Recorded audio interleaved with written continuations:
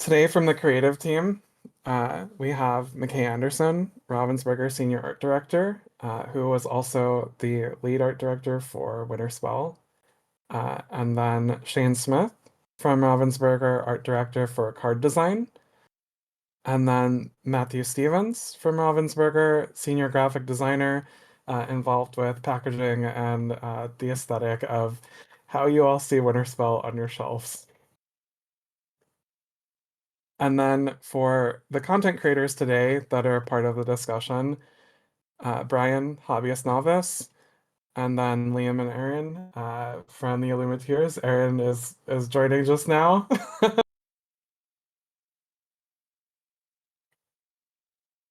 It's a snow day. School's out, so we're doing the thing. It's fitting. We were talking beforehand that we planned this, right? It's a snow day because of Winterspell. A nice 16 inches of snow. Oh, I can't hear Erin. Hopefully Liam unmuted me now. We were talking about that last night, actually. I was like, Lorcana brought this on. So one of the first things that I wanted us to talk about is the enchanted art style for the set in Winterspell. Obviously, you guys have seen some of the enchanted and iconic cards, not a lot yet, but if we can kind of go through that a little bit with Ohana Meets Family, and I took some close-up photos. You guys can see some of the really close-up details. But if McKay or Shane want to start, take it away. I'll let Shane talk about the awesome glitter. I think I can talk a little bit about the style in a bit, but this is probably the first time we're seeing a good image of that glitter detail on the cards. Yeah, the glitter was super fun. So if you remember, in Fabled and Whispers in the Well, for the enchanted cards, we added that extra embellishment on top of the cards with the gold stamping that we were doing. And then when we got to Winterspell, we kind of were thinking, how can we make this really like lean into the theme of the cards? How can we really make it special? And we found a way that we could print like a glitter effect onto the card. And it's actually, this is like a weird nerdy thing, but you can't actually print with glitter on things because there's laws about using glitter in products and stuff. And I won't pretend to know all the laws about that stuff. But since we couldn't actually use glitter, these things are printed with a texture in them. So if you rub your fingers on the glitter, you can actually, it feels bumpy. It feels like there's real glitter on the cards. And they really sparkle when you turn, and they look awesome. The gold text is not there. I see a question in the chat. So what we wanted to do was use the gold, not sorry, the glitter for those treatments. We tried it on the text, but it made the text really hard to read because it was so shiny and sparkly. But these cards look amazing, and we actually reached out to an artist named Lure Altered. She does altars. She does really beautiful hand painted card altars, and she worked with me on these to do all the little snow swirls and stuff on top of the card. And they came out gorgeous. They're really, really, really cool. Yeah. A little bit about the style. It's kind of funny. We took a really long time. You would think like paper cuts or like paper craft is going to be a really easy style to kind of communicate from the beginning. This was actually one of the hardest styles to kind of lock down that we've gone through so far for Lorcana. And part of that reason is Lorcana is definitely not like a photograph of another piece of art. That's a little bit too like it lacks like the magic and the sparkle and the enchantment that is in Lorcana. And so I can go through it in more detail. I don't want to take up too much time if people have questions or things like that. But we actually went through a lot of rounds and a lot of different artists all kind of collaborating on a single piece. And I can break down what I saw in the comments, like, why doesn't Tom Matoa match? And he does when you consider like our criteria here. We always want to give the artists like quite a bit of wiggle room within their style, but we have like specific points that we needed to hit for it to all come together and match the style.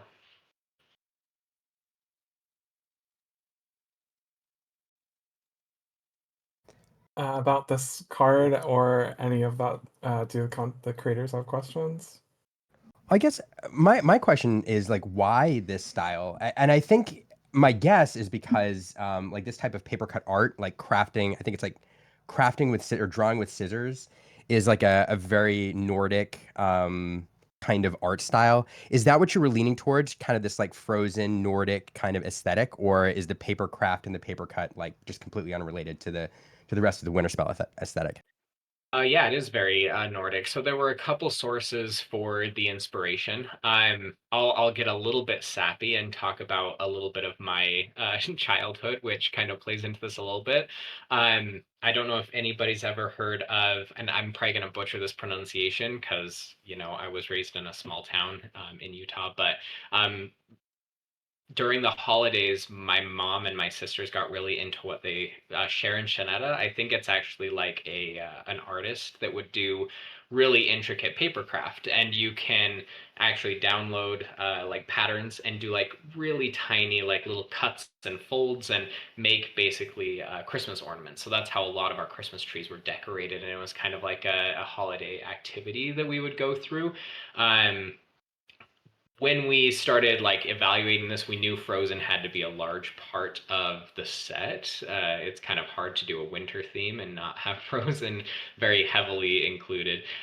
So a lot of it came from the art of books for Frozen as well. A lot of the artists that did a lot of the exploration concept art for the Frozen films uses a lot of this simplified Nordic inspired shape language as well as simplified forms. And so it all kind of came together in this idea of Scandinavian paper craft, kind of holiday cards as well, have a lot of these like kind of details. The charming aspect of cutting out snowflakes and hanging them from the ceilings around the holidays and stuff like that. We just found a lot of charm in this style. While it does like feel like it could fit other places as well with a couple modifications, it really felt like it's saying in kind of this non-denominational holiday vibe that we were going for. So I had a question too, like as far as the inspiration of it too, like looking at like legendary Disney artists and stuff, animators. Mary Blair kind of has like a very similar type feel. I'm familiar with her at all, and I actually wonder if that had any type of inspiration within these two. We definitely had a lot of Mary Blair's artwork on mood boards as we were exploring what this looked like. It's hard to say. We generally try not to do like a specific artist as inspiration because we never want it to come across like we're just trying to rip off other people's work, especially somebody who with so much history and love with like the Disney IP. So while yes, absolutely, Mary Blair and her awesome like simplified shapes and forms and communication of those things definitely played a part in it. We definitely wanted to move into something that felt pretty unique to the world of Lorcana as well. I also have some close-up shots of the iconic cards. So I'll start with Moana. I did put these like ones in extra protection, so sorry if that has a bit of a glare. I saw this is actually a decent time to talk. I saw in the chat why pick Lilo and Stitch as like one of the feature franchises and Moana here as well. We actually felt like that was a pretty necessary part to communicate that this storm wasn't a normal thing. If we just leaned into places where snow could happen and snow would feel normal, then it undermines the effect of a mysterious and magical winter. And so we intentionally included a lot of the tropics as far as where we could in order to communicate this this magical winter. Yeah, and if I want to also add, like if I'm remembering correctly, at the time, Lilo and Stitch was actually one of the requests for this set for marketing before the theme was even decided. And so there was like a question at the time of like, well, we know we want to do this winter set. Should Lilo and Stitch be pulled? And I know that from the creative team, it was like, no, this is going to make it more fun to see these characters in this kind of setting. And when that was locked in, I put a note from marketing that was just Snow Angel. So I was happy to see that there was that art piece on the song card of Angel doing a snow angel. Yeah, perfect application. This is actually a decent image to talk through some of the style points of the Enchanteds. So one thing that we found when we did our earliest iterations of just paper cut, it just felt kind of flat and boring, and we had to work pretty hard to get these to feel dynamic and have depth and interest. So we actually John Lauren, a lot of you know legendary John Lauren at this point. He actually came in and he identified that every card should have 3 light sources. So if you look at the cards, you generally have a light source that is printed like that's actually part of the art. That in this case with Moana, you can see from the top right, you have like the highlights on her hair. That's where all of kind of like the light parts and then the shadows are cast on her to the bottom, toward the bottom left corner. But then you also have a secondary light source that is the papercraft evidence. So it's like if there's magic, if there's a light source happening in world, this is where it's coming from. But then you have a second light source that if this were papercraft, where are those shadows cast? And those are at a different angle to kind of show that this is paper. And then we added a third one that is a magical effect. So that's where you can see like the snow swirling around. In each card, there should be some element that is magical that doesn't fit into the world of the papercraft and doesn't necessarily fit into the world of like reality. That's something that you can't achieve with actual paper. And that's where we bring in a blending of the magical world and then a little bit of the like realistic papercraft vibe.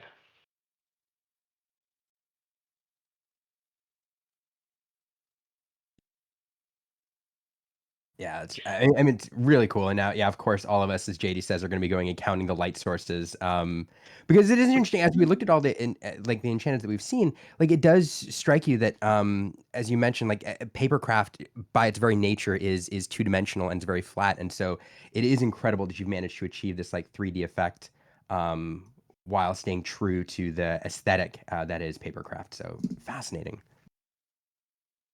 It was a really fun challenge, and there were many days where we just sat looking at it, scratching our heads, and like, why isn't this more exciting?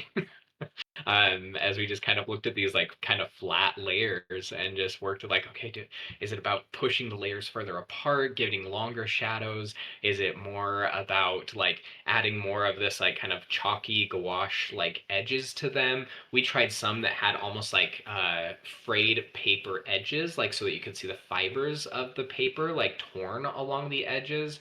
And it really became evident that pushing more toward reality was not what we wanted. So we took a huge step back and leaned more into like what papercraft couldn't achieve, and ended where we did.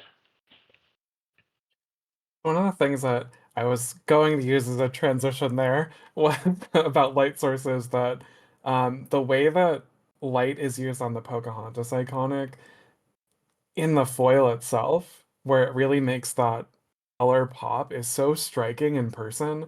It's not super evident on the digital image, so like I tried to like make sure that it came through on the photo here on the right, but like to me that was so striking seeing it in person that like it's kind of has this glow behind her when you combine the artwork with the foil effects. And Shane, you can probably speak to that as well. It's her costume details. I've only seen these ones in person as well, but it's all of her little costume details that are hit with like that foil, right? Yeah, I mean, first of all, the art just before I even got to touch it was gorgeous. When I opened the file for the first time, I was like, "Oh man, this card is awesome!" Because I've been waiting for Pocahontas, so I was excited about this. But when we did the foil, like all the little, thin lines on her sleeve, and they're on her little capelet that's over her shoulder. All those super super little fine little lines are gold foil. The little lines in her hair. There's like leaves blowing with foil. It came out really really cool. Really excited about this card. This is probably my favorite iconic so far.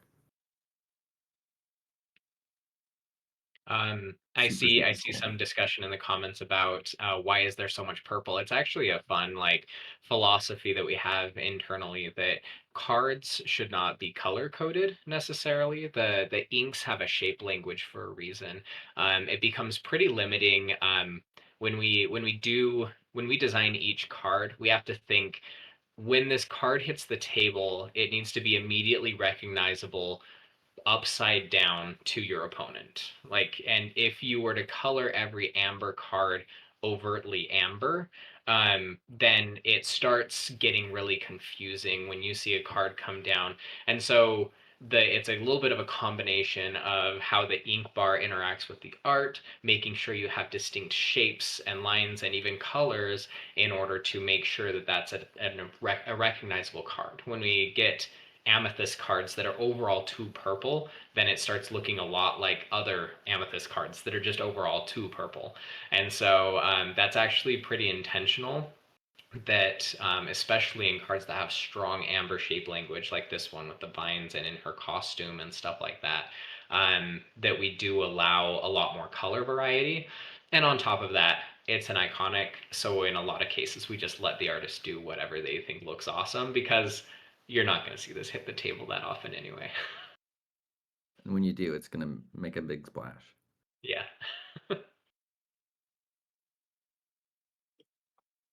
Any more questions about Enchanted's iconics before we move on? I guess my only question, as far as like when you're making these iconics, making the Enchanteds, how are you picking which artists to come to with these type of pieces? That's a great question. When we break the normal style so drastically, we kind of go through a process of looking at artists that we've already worked with that have a strong portfolio. A lot of artists have kind of set their normal style aside and adjusted what they would normally do, their instincts, in order to match the style of Lorcana. These artists have proven to be very flexible and they've become very trusted. Um, but when one gets this far different, we have to look at existing artists to see if any of their portfolios have any evidence of this kind of stylization. Um, it may seem it may seem simple to just make the shapes less complex to smooth out and round out all the edges, but it's actually a very complicated process, especially when all of these get approved by Disney as well, to take a character and simplify them down to kind of their most basic essence. Um, that's a real skill that we definitely combed Instagram, ArtStation, looking through what artists we knew. We have an internal partner or employee, Don Yamazi, who is so known in the art world and she knows everybody. And so a lot of it was like, hey, Don, here are our requirements for this style. Do you have anybody that you would recommend? And so it's really just a ton of combing through portfolios, which is one reason why we often tell artists at shows and conventions and stuff like that, even if your style is wildly different than what Lorcana would normally want, that does not mean that your portfolio shouldn't be submitted and that your interest shouldn't be expressed, because you never know when we're going to do something that vastly goes opposite of our style.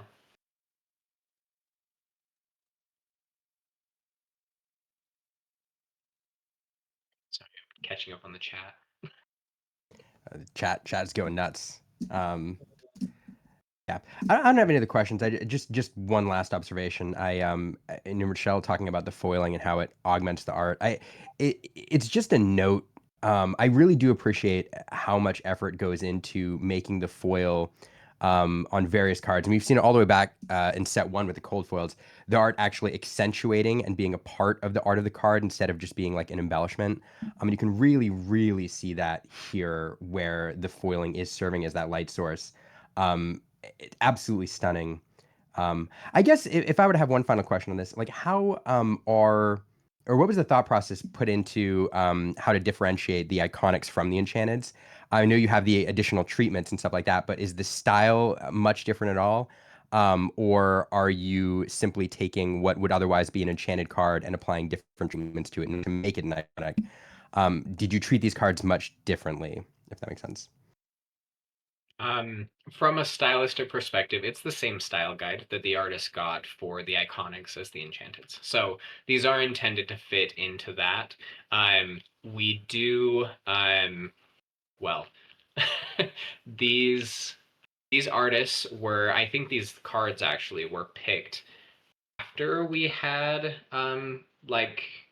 there's a lot that goes into it, but needless to say, when we started, there were some enchanted cards that were kind of planned to be the iconics, and then as like marketing and gameplay and all of those kind of things start to settle, they kind of get swapped around a little bit. So there are some other enchanted cards that I think haven't been seen yet that were actually intended to be the iconics originally. So because that kind of stuff happens, we try to keep the caliber just really high on all of these, so that it doesn't feel weird when it's like, oh, but that enchanted looks so much better than than the iconics or anything like that. We just try and keep the execution really high on these special rarity and chase cards for that reason. But I'm sure Shane can talk a little bit about how foiling goes into this.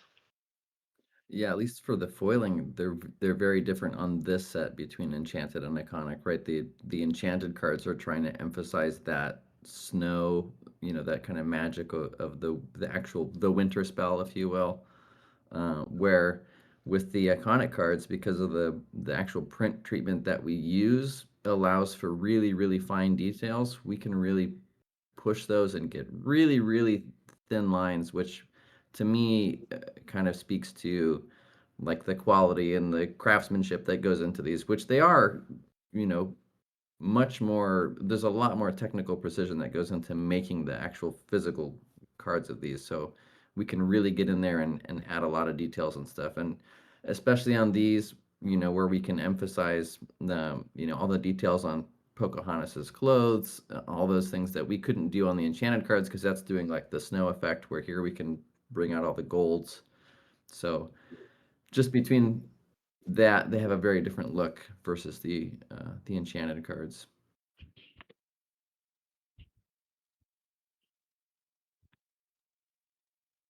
So moving on from that for a bit, wanted to give Matt, who's been very patient, a chance to talk a bit about what went into some of the design of the set. Hello, hopefully you guys can hear me. Yeah, so I thought it'd be fun to share kind of what went into developing the logo, which is one of the things that the team I work on for packaging is responsible for. And we work with a very talented logo designer named Jonathan Ball.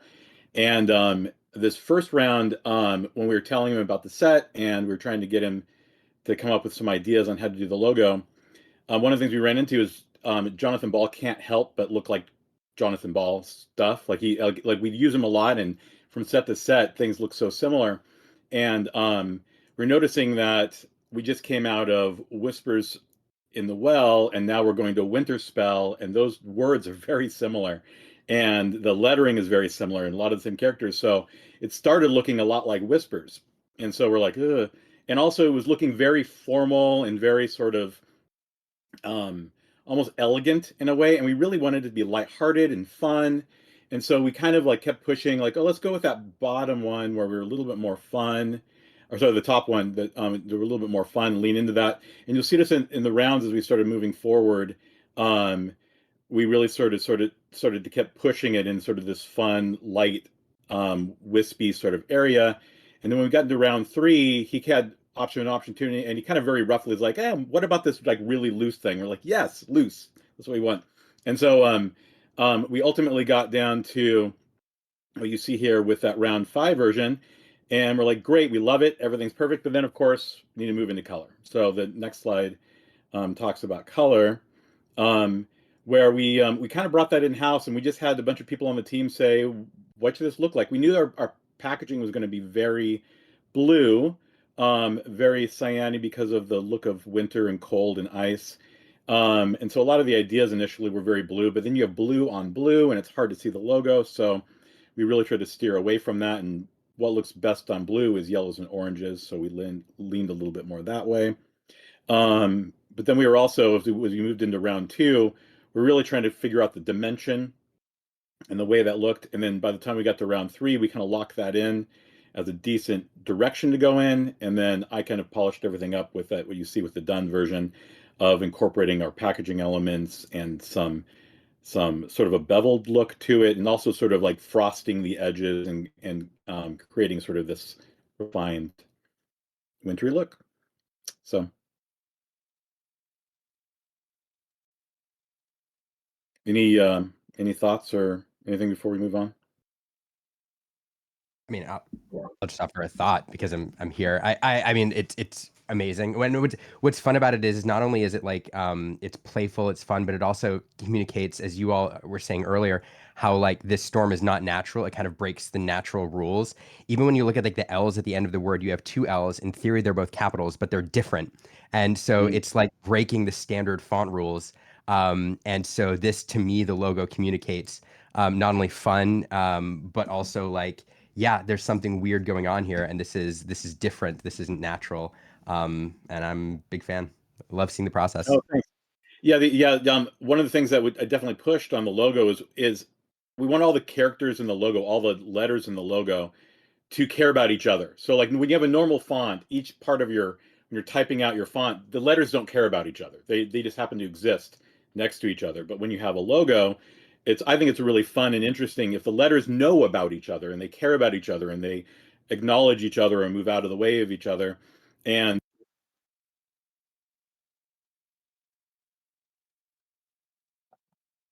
You muted. so, anyway, The hand gestures sorry were to compelling, though. No, lost you halfway through, but that's amazing because it also like, part of the theme of the set is also like you have the Lilo and Stitch, you have Ohana, it's cozy, and so the way the letters like quote unquote like you say they care about each other, it also is communicating this coziness, this warmth, everything kind of fitting together, and yeah, yeah, it's great. I do think when it really started singing for me, I don't do it too much with the development, but I do have like visual chime in on the logo. But when the like kind of frosting was added to the letters, I was like done. I love it. That's like the last piece it needed. Because I remember on that was round 2, the all white kind of frosted, and then the bluish purple one. I was just like, ugh, not really feeling it, and that like those frosted edges on the gold just immediately sent it like made it sing for me personally. Would you want to go to the next slide? Yeah, that'd be great. So I kind of put together this little graphic to kind of showcase all the different things we did for packaging, just kind of in one little nugget here. And first off, just to talk about that background that's around the edges, I was really inspired by the work that McKay did, and that team on the Enchanteds, where they had that sort of paper cut look, and I wanted to have this background that was inspired by that paper cut look, but also wasn't very intrusive or distracting from the elements we really care about, which is the artwork primarily and the logo and other type. So created what basically was trying to have the look of sort of like snowbakes from a bird's eye view. So these rolling snowbakes, but to do that in a paper cut kind of look, paper cut sort of way, while also incorporating our ley lines and other things. So that was the inspiration for that initial background. And then the line work that's on top, you'll notice it's intentionally echoing the logo. So we developed the logo first, and when I started developing the line work, it's like, I want this line work to look like it belongs to the logo. So it started with those very sort of orangey, brassy looking gold elements, almost like ironwork. And then I don't know what it is about winter. I always think of like frozen ironwork on people's fences. It feels very wintry to me. So I was kind of, we were inspired by this sort of ironwork, and then what does it look like when that freezes over, or gets frost on the edges? And we also didn't want that, because the whole point of this winter storm is it's not our winter storm. It's not a natural winter storm where everything goes down. It's an unnatural, magical winter storm where everything goes out. And early on, talking with McKay, he was saying like everything in the artwork is not. Everything goes in a direction. Everything has a flow, and it's all traveling from this mysterious center point, which we of course knows from Elsa. But like I've said in other places, like in our world, if we had a sunny day and everything got frosted over, we'd have everything would be chaotic, everybody would be freaking out. But in the world of Lorcana, which is much more innocent, people are like, hey, let's go out and have fun in the sun. What a wonderful surprise. So we kept that sort of lighthearted feel of it. But also at the same time, when they're out there playing, everything, the snow is laying in an unnatural way. So when we had the icicles, we didn't want them to go down. We wanted them to kind of travel in the direction of the blast. So in this case, we're pretending the blast is in the middle of the artwork behind it somewhere, and the blast is traveling out from that. And then probably sorry, go ahead. Oh, I was just gonna say one actually really fascinating thing that I would love to see is, because all of if you look at art, so as far as what's been revealed, we tried really hard not to have, like you said, icicles going down. Everything is traveling in a direction, which in theory you could map all of Lorcana and where everything's happening based around where the blast occurred, and where all of those icicles kind of point away from wherever it was, where it came from. Yeah, totally. And then the last element, just to talk about here, you see that little wisp on the bottom. We really wanted, and I'll talk about this a little bit more in the further slides, but we really wanted to sort of like not depart too much from set 10 in terms of just a feel, because we wanted to make sure that these things still looked like they belong together. Like set 11 followed set 10. Set 11 is after set 10. So so this wisp of snow that's coming up is intentionally echoing the wisp of paper cut little torn pages that we had in Whispers of the Well, so that they both kind of had an echoing feel of each other, even though they're doing something very different and they are very different. It kind of has that sort of design echo of, we have these paper edges in Whispers of the Well, and now we have these snowflakes kind of doing a similar vibe or feel. Also, if you want to test yourself on the ink shape language and how well you can recognize that each of those snowflakes was specifically designed separately to be in a specific ink. I like seeing Liam do the zoom face. I was going to mention that, McKay, those snowflakes came out super cool. I love seeing all the different little shapes inside. Those are awesome. Yeah, it was super fun to grab those assets that came from I believe you provided those, McKay, and kind of like grabbing those and finding fun ways to use them and making sure we're using those and not like real world snowflakes. Yeah, you'll see those pop up throughout art as well. Not as frequently. I mean, it's not very often that you see a snowflake at that size. It does happen in the world of Lorcana from time to time, and you'll see that in the art. But they were very fun to kind of distill the shapes of the inks into a different format, kind of crystallize all of them, which would normally be more of an amber vibe. But seeing what they all might look like when they crystallize was kind of fun. Did y'all design like multiple snowflakes for each ink color, or like, so if you see one in a card, is it going to just be like that one amber snowflake like over and over again, or do you guys have multiple designs of what an amber snowflake would look like. Yeah, I think there were around 20 for each ink that we ended up doing. Not all of them were as successful as others, so you might see one or two repeated more often than the others because they feel more right. But yeah, we did have a collection in each ink, which is fun. To amaze me. Y'all never cease to amaze me the level of detail you go to for this game. It's so incredible. It's like, yes, 20 different snowflakes per ink color. That's just amazing. The other fun thing was the trail behind the snowflakes as well. We have those designed for each of the inks. So you have like, the macro level or the micro level of the snowflakes and their shape language. But once you zoom out and you're not seeing the snowflakes, the way they arrange themselves in the wind is also specific to each color. So keep your eye out on cards for that. It's kind of a fun detail. It's funny because when we're working on different pieces of stuff, in like the different creative teams will often reach out to the set leads and the art direction team and be like, do you guys have any steel clouds that we can use for this? Or you guys have any ruby flowers that you guys made for this thing? Or do you guys have any, sapphire, all this? And the art directors are like, oh, you're breaking our brain, because we just ask for like the weirdest, most specific things all the time. And then they do it. Look at these snowflakes. They're crazy. This is probably the first time we had to visualize wind for Lorcana. Mm. And so you mentioned how this looks next to Whispers in the Well. Did you want to talk about that a bit more too? Yeah, yeah. So you'll notice here, I just thought it'd be fun to share how much like I was just talking about before, how much we were trying to echo set 10. So obviously, set 10 is a very different feel of a set from set 11, but we are sort of like and the story beats are also very different as well. But there is sort of this implied carryover that kind of like hints from set 10 to 11. So we wanted to sort of carry on, like, look, what is the DNA? What is the thing that connects these sets so it looks like they're traveling? Oh, I got a bunch of connect a second ago. But so you'll notice when you look at it, like if you compare, like, let's say the set before the set 9, very different.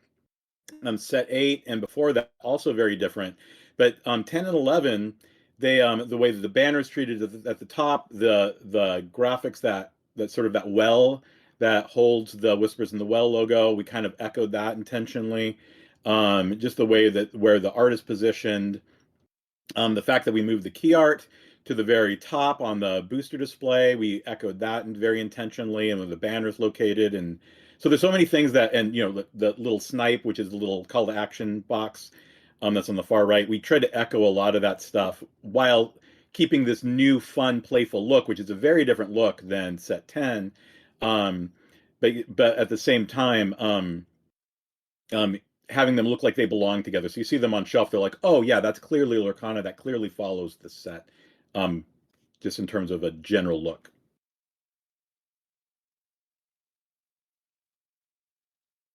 I'm curious on like the key art and the packaging that we see, the characters that are showcased in these. Are these characters that you guys already know that you're going to be utilizing in the packaging, or is it based on kind of how the set comes to fruition? You choose the characters from there. I could, but the key art is chosen very early on by basically a group, management and brand, and a lot of different people that care about things from a much larger, broader level. And then I don't know how much that's incorporated with a theme. I think they kind of work hand in hand, but those decisions are made long before we even touch name and packaging or anything else. McKay, were you able to speak to that at all?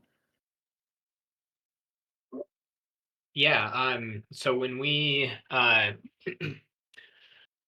receive that list from our internal, like brand group, basically, that decides, like, which ones are going to be fan favorites, which ones are going to be new to Lorcana, things like that.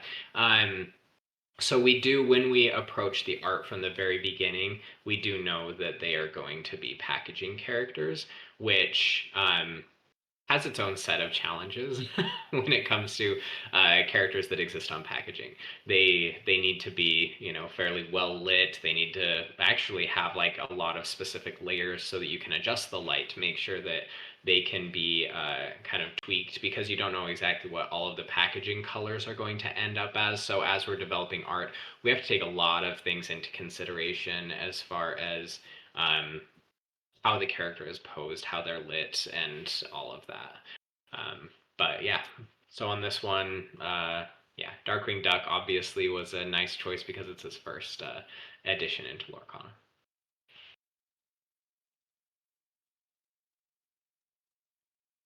And then we have just some looking at how, you know, the packaging came together on a few slides here. So pretty.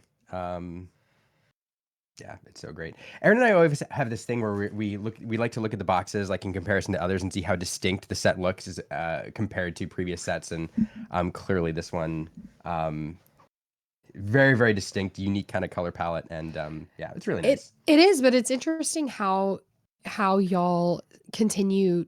It's still, the colors still evoke Lorcana, even though we've never seen like this really light where Liam and I are looking up to our right because we have all of the boxes, like all of the sets lined up, all of the art lined up on our wall. So we're like kind of comparing it, but we've never seen this kind of light shade of blue. I'm always so surprised when you bring in kind of like a new feature color for packaging, like how that still works within the overall Lorcana aesthetic.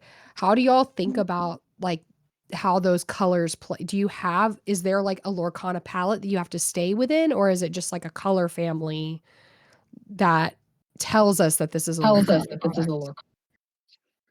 Yeah, I would say when Lorcana was new, it very much so wanted to look like itself, so that people could understand, or it had an established look. As people were like, they wanted to make sure that Lorcana looked, when you had the second set and the third set, so that it looked more like, it didn't look like other games that were out there, so people knew that it was attached to that. But over time, you have the problem where you start looking too much like yourself, and then people visually from a distance can't tell sets apart if you look too much like yourself. So you have to strike that balance of how do we still look like ourselves, but also are very distinctive on shelf. And so that when people see it, they're like, they can at a glance and go, oh, this is something new. This isn't that older set. This isn't that set from last year. This is a very different thing. And so that's really a big challenge with packaging, is making sure you look like something fresh and new that doesn't look like anything before, but also still visually attaches and belongs to Lorcana and doesn't look like another game or another brand new property. So yeah, that's one of the challenges. And one of the things that, just to speak for you, Matt, also for your team, one of the other things that the packaging team does is they'll plan like a handful of sets at a time, and they'll say, what are the colors going to be over the course of like, you know, the next 4 or 5 sets, and how are they going to sit Totally. together or separately, or, you know, what's the pattern? So they really plan far ahead. I like watching their presentations and getting to see what they're up to, because, you know, I used to do the packaging, and then now we have all these other talented people that do it, and so it's fun for me to peek in once in a while and go, ooh, this is going to be cool. I like what they're doing.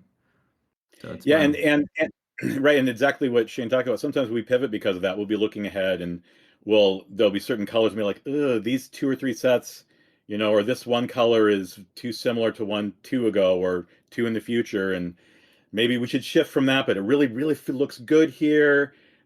Should we shift? It really looks good from the 2 before, or whatever. But that's they're going to look the same on shelf. We need to differentiate it. Which one do we pull one direction and the other direction, and how do we do that? And we work with a lot of the management. The management teams really care about this as well, and so we work with a lot of different people on dialing in those sort of broad stroke colors long before we actually get into the nitty gritty of the set.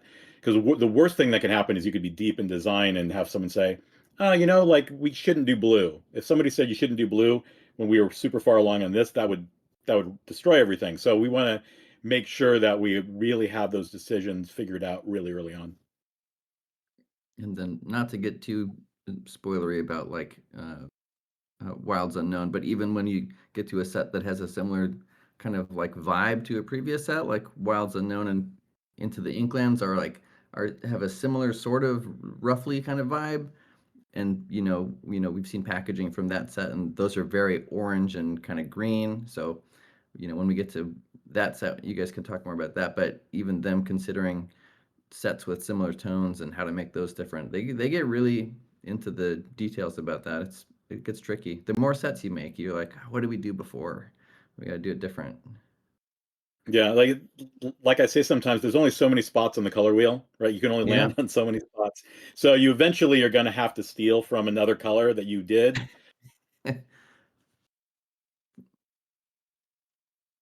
So but so those are always the challenges, yeah. A lot of times I'll say, why did we make a game about colors? How come we like locked in these 6 colors and now I got to work around them? So It gets tricky. one more thing that we wanted to talk about before going into card reveals is something, Shane, that you and I were teasing about on a weekly lore cast a while ago. But the new play promos. Look at those. We were kind of saying that we had like a favorite frame, but it hadn't been released yet. Yeah. So yeah, can you talk a bit about that? Yeah, these I'm super happy with how these came out. They're gorgeous. Yeah, if you want to actually, I think you can skip to the next slide too. Yeah, then there's the set champs card, gorgeous. Really happy with these two.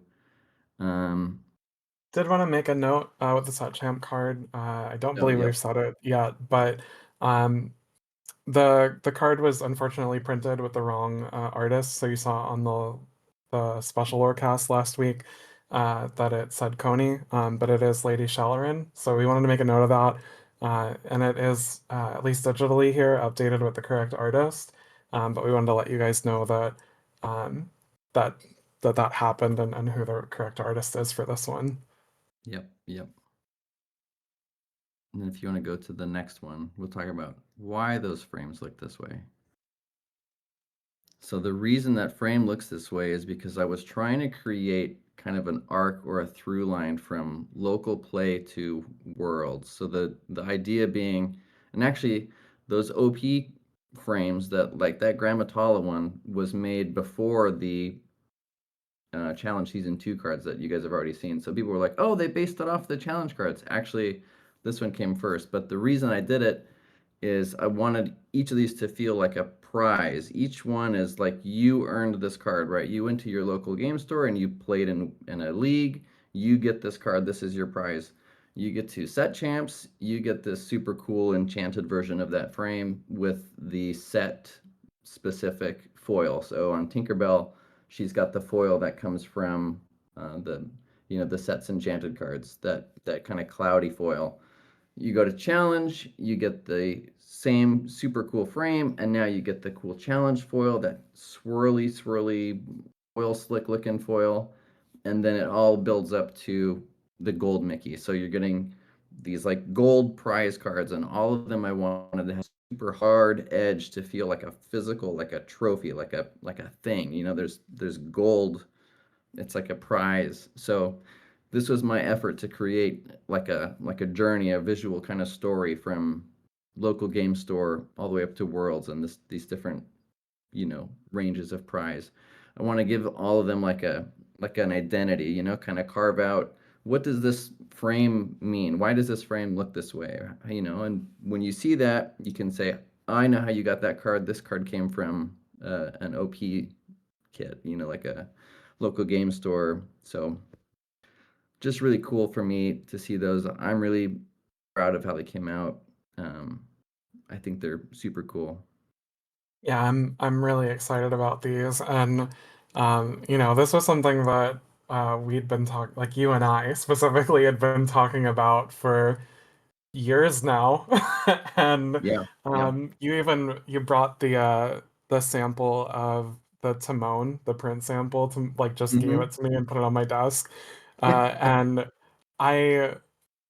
I actually got with JDZ coming into the office so much. I got kind of worried that he would have seen it on my desk, but unfortunately, or fortunately, I guess I should say, is he didn't notice it from the vents, so Yeah. that one was protected.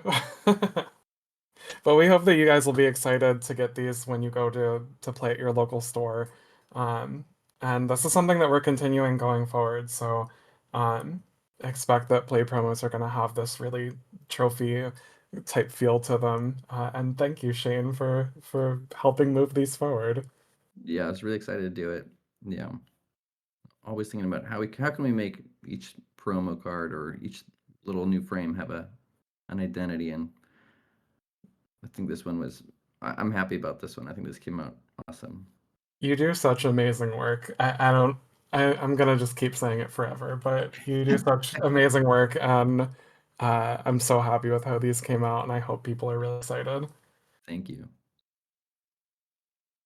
Uh, Anyone have any questions about these frames?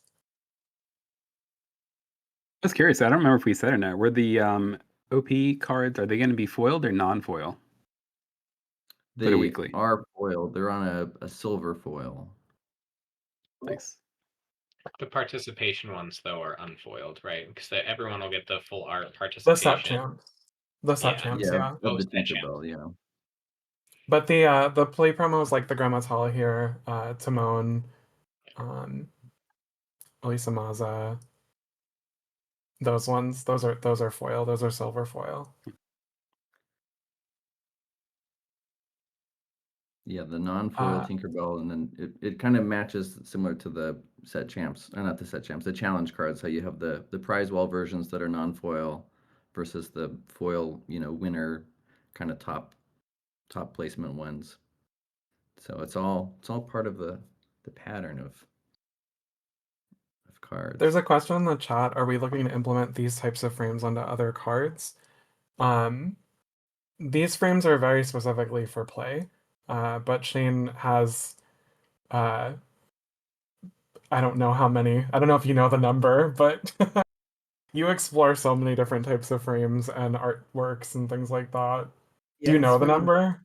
I don't, but it's funny because the other day I was talking to Shane Hartley about another frame we had done for something, and I said, do you think we'll use this particular frame again? And he said, I don't know. And I just went back to my computer and I made a new frame and I sent it to him and I said, what do you think about this? And he said, oh, okay, that's cool. Let's put that in the binder. And I was like, all right, we got another frame on standby, ready to go. So I'm always have to make new frames, and then some marketing person, Richelle, someone will always say, hey, let's do a thing and we'll do a new frame for that. And I'll go, okay, yeah, we'll do a new frame. I'll get it started. So just a whole bunch, just a bunch. Then you go to your binder. Yeah. Full of tricks. That's actually, it is funny, Yeah. kind of, not to spend too much time on this topic, but it is funny, like, when we have a promo card team now. When it started, it was really just me and you on a spreadsheet. But, like, there's a whole team now, and in those meetings, someone will say they have an idea for something, and will like describe a type of card, and Shane just already has it on standby, and we'll just like this and show it, and it's pretty funny. So we have a bunch of card reveals to go through, and we will start with Slushy. Yeah.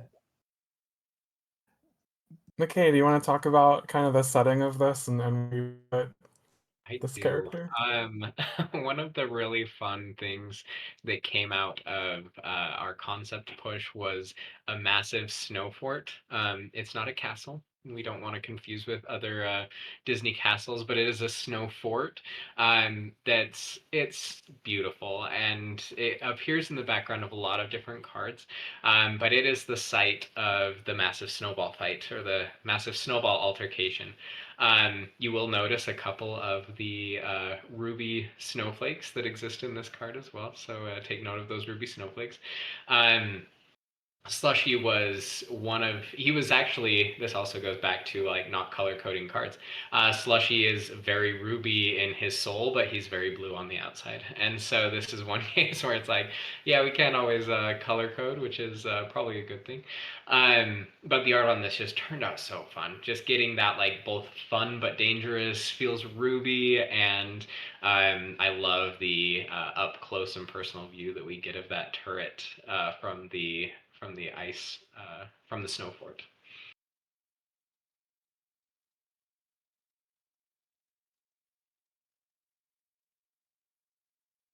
Lilo bundled up was one that I know McKay wanted to talk about also. Um, I will often pick a most improved card for the set just internally, where we talk about like the ones that went from being a real like struggle to being something really special. And this is one of those. The card from its beginning didn't know what it wanted to be. From the like this is where like her outfit, her clothing was so confusing at first. I actually don't know if I'm allowed to say. um Conceptually at the very beginning she was a junior agent. She had on a little suit and glasses, and she was supposed to be like investigating what's happening with Cobra. And just at the end of the day it just wasn't working, and I to this day don't know why. That conceptually sounds good, but just as we did probably like 4 or 5 rounds of trying to get the art right, and it was just like it just isn't working and it isn't right. And so we landed on this as an alternate, and almost immediately it was just like, this is the Lilo that we needed to see in this situation. It's so Lilo, so it's exactly what would be happening as she's put on every article of clothing that she can find and not letting the winter storm stop her. It feels like my childhood.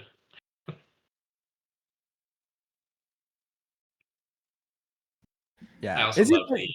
Oh, sorry. Go on. No, no. I'm sorry. Go ahead. Okay. Oh, I was just gonna say I do love the like the way the mechanic comes through in this too. Just that she's like so bundled up, and the first time she's hit with anything, it's just like it doesn't do anything. There's just so many coats in the way. No, it is fun, and I was just gonna offer like that. There's just so much narrative here, as you pointed out. But one of the fun parts about this set is you do get to explore elements of characters that you don't normally see in the movies, because this being a perfect example, like Lilo and Nani are in Hawaii where it's never cold, and yeah, just seeing how Lilo would respond to this strange event just by grabbing everything, sandals with socks. And you can see her normal dress on underneath everything. It's just so fun. Also, Erin was commenting on the frozen wave in the background, and then somebody built a Hawaiian snowman there. So I love the snowman that keeps making an appearance throughout the set. You might have talked about it when I had to jump off the call, but I love this little snowman that, like, I feel like we see it in the key art maybe, and like anyway, Yeah. it's just So, fun fact, this is insider information for everybody who's listening. This is the genesis moment of that snowman. The artist just kind of put it in here, and some internal people saw it and they're like, "We love that. We love that snowman." And it then like rippled into other cards, like kind of at the 11th hour. It was just like, "Can we add it to the key art? Can we add it here?" And so this is the original. This is where the snowman was born, and then everyone kind of fell in love with the Hawaiian snowman, and it kind of got thrown in other places. so. excellent. I was gonna ask, like, is there a story behind the snowman, or is he just kind of like hanging out in Lorcana in the world? Yeah, I don't think there's more of a story than we Okay. really liked the snowman. I mean, yeah. I mean, if it's working, if it's working, I think the More chat has planned, and dubbed it him probably Apollo. would have had a card to it, a card to represent it fully. But no, it was a happy accident across the set.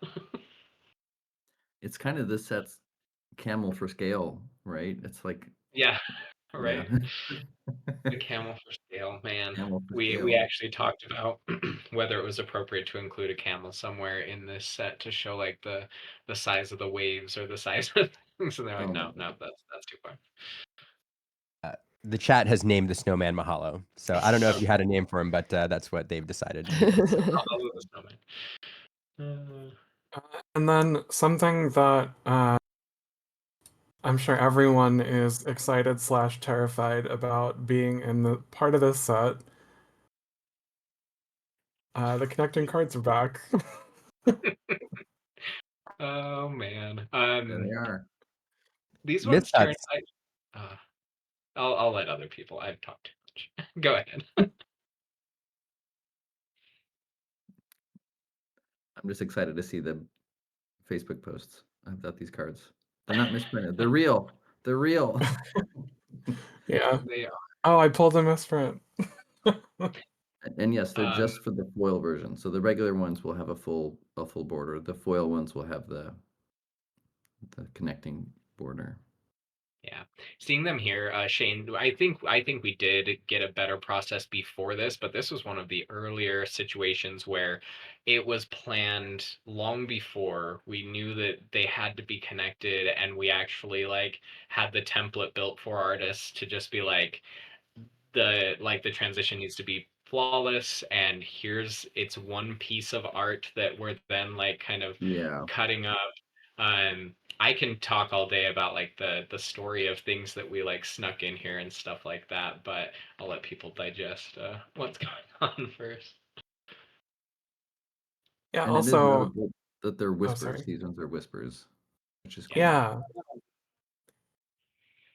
I was gonna say something that people are talking about in the chat a little bit was it's the flavor. Even I know we're talking about art here, but the flavor with Rue being a whisper, but like helping your other whispers uh, is really cool, and how it like goes together with Kanga from a game standpoint, right? But that you kind of incorporate that in the artwork where they go together. Yeah, this is a story moment that I think this is the only place in the set. And that's like part of why when we were talking about what we wanted to talk about on here, this came to mind.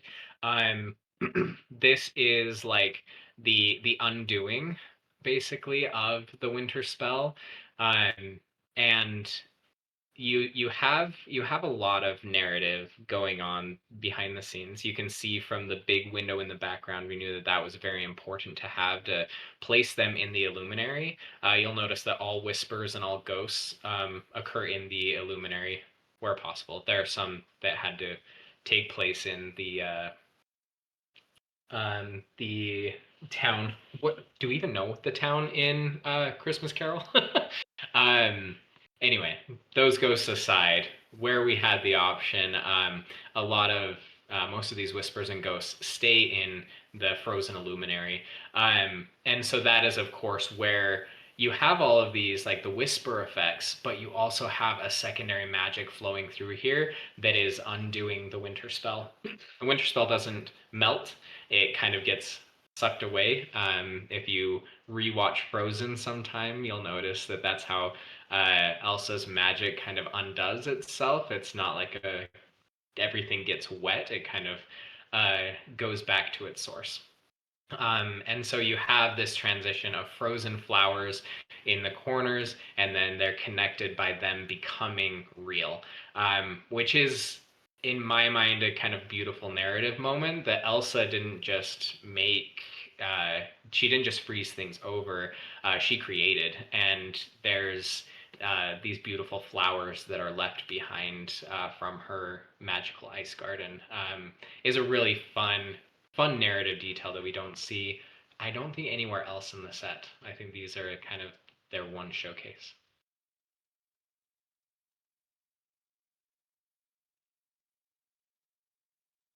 And do we want to talk just about the whispers again?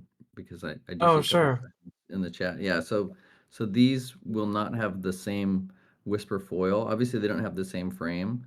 We had mentioned before on the last I think the last main stage, that whisper frame and treatment was special for Whispers in the Well. It was really a narrative thing to kind of tell the story of the set. And another thing about the Whispers in Winterspell and other characters is boost is not specific to Whispers anymore, right? There are a couple. There's like ghosts that have it. Um, Rue here doesn't actually have it, but he mentions that there are locations with boost, so it's not all specific. Boost with Whispers, and that frame was really just a narrative thing, and it's not specifically tied to like the boost mechanic in the way that we had done Floodborns with Shift, and they had that special frame. So it's Yeah, it's I kind think of it's like how important we to. did. Go ahead. Oh, I was just gonna say, I think it's important to note like that storytelling was very important for the whispers and how they were conveyed in Whispers in the Well. That's no longer part of the narrative here. The whispers are still in existence, but it's no longer a key part of the narrative that needs communicating. And like you said, it's expanding. Like boost is not just for whispers anymore, which is kind of fun. Right. Yeah, it's shifting the focus of the storytelling. The whispers are still there, and we actually do we foil them in a similar way, not the paper, but the way that the foil is treated, where the actual character is more shiny than the background. So that will continue because whispers are still meant to be kind of ethereal and non-solid and a little bit ghosty. So when we do the actual foil printing, the technique, we still treat them the same way. But yeah, we're kind of shifting the storytelling. It was not such a big spotlight on those cards when they come out because now it's about the Winterspell. It's not about the Whispers, even though they're still there. Yeah. And it was kind of our joke the whole time with Rue that he just like jumps in Kanga's pocket. And that's kind of his ability, which I think is cute. It's super cute. So we also have this one that's connecting. Yeah. These If you want to talk about it, McKay, a little bit. yes. So a little peek behind the curtain.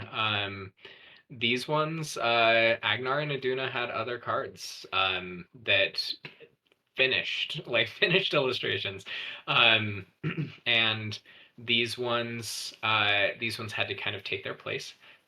Honestly, part of the reason why these are connected is because we needed to move fast, and it was easier to do a single illustration and cut it than it was to like do two separate top lines and all of that.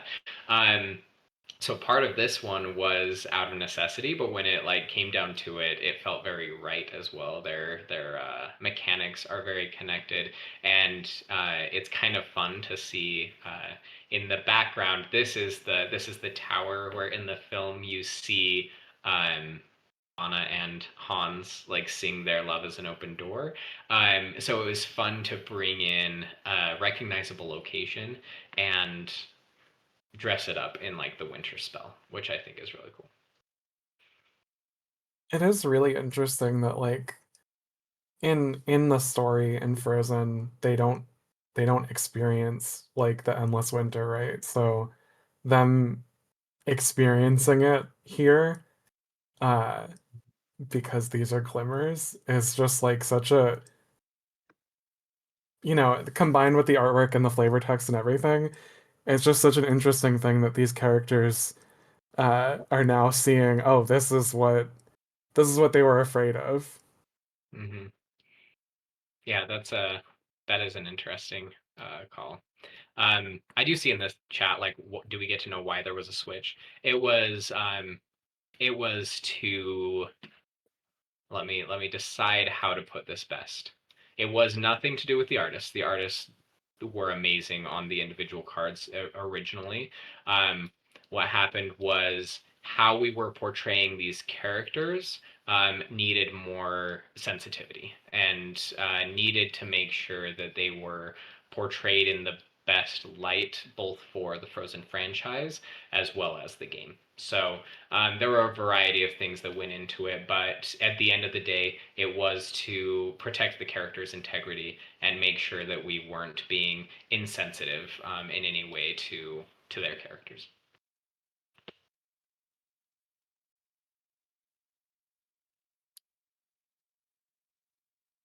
And we also have this epic of Stitch Carefree Snowboarder, which is different from other epics that we've done before because this one actually features the art from the key art. What? Wait, this is an alternate art epic. Yep, the first What? one. So it is unique to this card. The other epics are similar to the previous ones where it's the same artwork, but this is the first time where the epic is an alt artwork.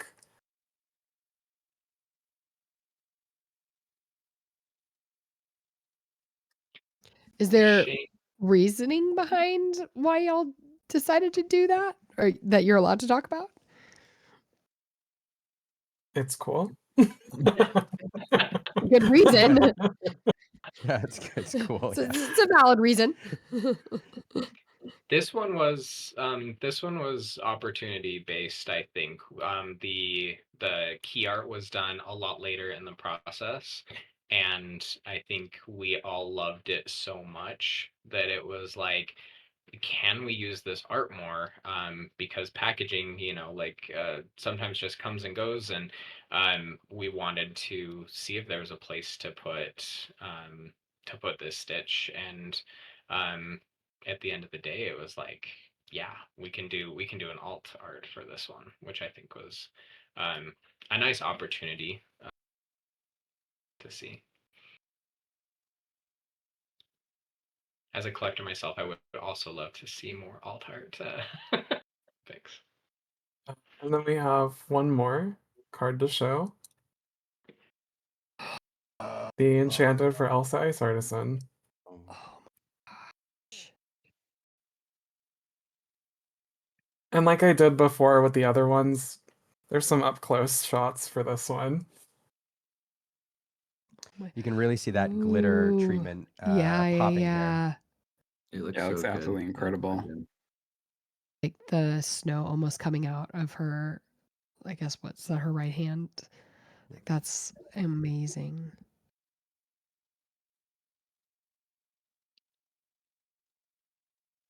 This one was very tricky to get the styling correct. The Juliet, who did the art, did an amazing job from the beginning. But the ruby, this one was originally very color coded, like magenta and pink, which was beautiful, but it kind of broke the location that we were going for. It was hard to kind of place it as the interior of the luminary. It almost looked fiery instead of, and especially when you look at like kind of the magic shapes coming out of her hands, it just didn't feel Elsa. It felt very dangerous instead of exuberant, and it took us a while. Like the artist could tell you, we probably went way too many rounds on trying to find out what wasn't working. And once we adjusted the palette to be a little bit more blue, in the bluish purple range, but then we tried to keep the flowers. I guess I spoke too soon on the Rue card. This is the other place where we get to see the flowers transforming from ice back to their normal. But this was, it came together so strikingly in the very last couple of rounds once we figured out what really wasn't working for us with this card, and the result once we all saw it, it was just like, yep, that's what it was missing. When y'all were making these enchanteds and working kind of in this paper art style, is this all still done completely digitally, or was there ever a step in the process where you actually went in and did like practical like paper art for some of like the concept parts of these designs? These have remained digital from the very beginning, and that's something that is, I mean, both a logistical standpoint and other reasons. We have like artists from almost every country that are working on these things. So everything that we do has to be pretty digital in nature. I think we had talked about doing, because we have those like giant cards we do sometimes for lore casts and stuff. I think we had talked about at one point making a giant actual paper cut one, and we were like, that sounds really hard. These are so they're so complicated. They made so many But layers. That'd be a but if nightmare. anybody could do it, the Lorcana team can. You guys do so many hard things. I That's mean, right. if anybody can do it, y'all can. I like It's the just sound. it's so amazing just the texture that you can like see in the artwork and getting kind of that like paper quality texture when it's been done digitally. I mean, I know all of these artists have so many different like amazing brushes and all these sorts of things that they can work with digitally, but it does feel like it could be raised if you want, like if you saw it in person. It's really gorgeous. I do want to Julia Riva, who's one of our art directors. I wanted to give her a huge shout out on here. She was going to be on, however, she's traveling right now, back from a convention, and she was instrumental in defining this style and like the process by which artists could build the style. I I didn't think it was something. Well, we couldn't show it here because it reveals some cards that are not revealed yet and are slated for other places. But we have like full diagrams of like what things to break out into specific layers, how to cast the shadows. She did a ton of work on just diagramming out for artists that like this is how we're going excuse me, this is how we're going to achieve this look and get it uniform across the board. Can't say enough good about the work that she did in building this style. We had a lot of long conversations and how to build this, and she developed kind of like a first test card that is really where we started to see it come together. So we're quite a bit over time, but do you guys have any, like one final question each of you, for the team? I'll just say, I know every set that comes out, there's so many different artists that come into the game, returning and new. Is there any certain artists maybe to look out for you guys might want to shout out for this set? Ooh, that's a good question that I'm not prepared for. Let me think really quick.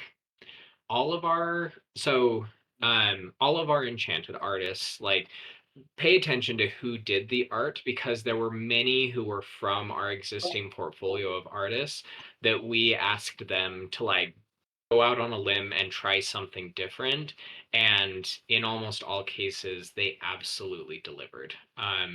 Just phenomenal work. I think Joachim is a kind of staple at this point. He did our key art. Just wonderful work on the key art.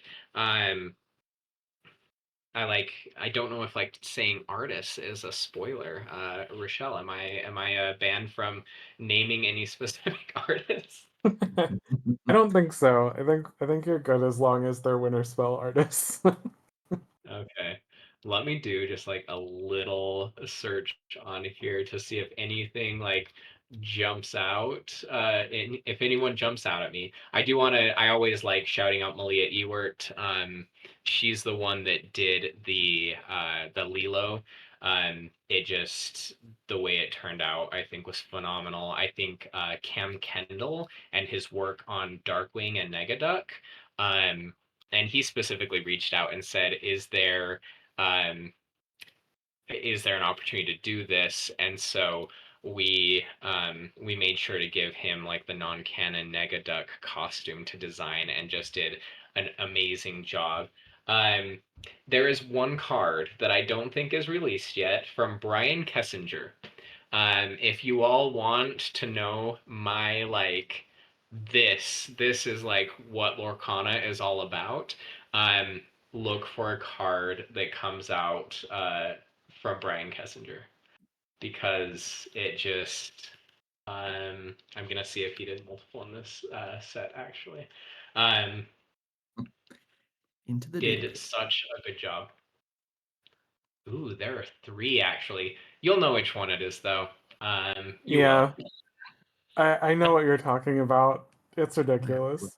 It's gonna so look at it now. good, and it's just yeah. I'm not gonna spoil it here, obviously, but look for you'll know when you see it. Yeah. It's phenomenal.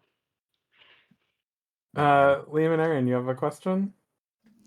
Aaron, do you have a question before? I don't think so. All right, I guess I'll end on a really, really simple one because I know we're over time. I think it's really fun when you get to all of these sets have a kind of like unique vibe, and like Whispers is very noir and mystery and all that. If you each could describe like the vibe or the theme of Winterspell in 1 or 2 words, what would your descriptors be? What emotion were you trying to convey? Shane, you first. Oh gosh. Okay. I Or guess. Matt. We haven't heard from Matt in a bit. Yeah, that's popcorn Matt. Yeah, I mean, fun, obviously. I mean, it really wanted to be lighthearted and fun. So I would say lighthearted and fun if I have to pick 2 words. I think I would say, even though it's a snowy winter set, I think the main word that I would pick to describe it is warm. It feels very warm to me. It's everything is so cozy and kind of friendly, and I think it's a very, yeah, like a warm, welcoming kind of set. It feels like a cup of hot chocolate. Mine is whimsy. I think fun fact, I hate winter actually. If I could live somewhere where it's always warm, that would be my preference. But I've always lived somewhere where there's lots of snow. I think this showcases everything that I wish winter was. I love it. That's really funny to me because I noticed in your photo, just going back to that real quick, like you're in such a fitting Winterspell kind of look in your photo, where Shane's totally in the wilds unknown, right?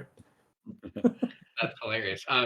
Yeah, the story behind that. I was on a 50-mile hike through the mountains of Idaho, and it was middle of July, and it poured snow on us to the point where we had to turn around. We didn't feel like it was safe to go deeper into the mountains, so that's part of why I hate winter. It ruins hikes and ruins me being outdoors as much. All right, well, thank you everyone for joining. As a reminder, Winterspell pre-release is February 13th. You can look for an event near you at tcg.ravensburgerplay.com. Full release on February 20th. And thank you again to the creative team for joining and having this chat with us today. And then for our creators, I'll start with Brian. Where can people find you? Sure, you can find me over on the Hobbyist Novice YouTube page, and I also co-host the Play Lorcana podcast with Zbex. And Liam and Erin? Yeah, we are at Illumiteers on most social media platforms except Instagram, where we're the Illumiteers because somebody took that handle ages ago. And we have a show every Monday night where you can tune into us live.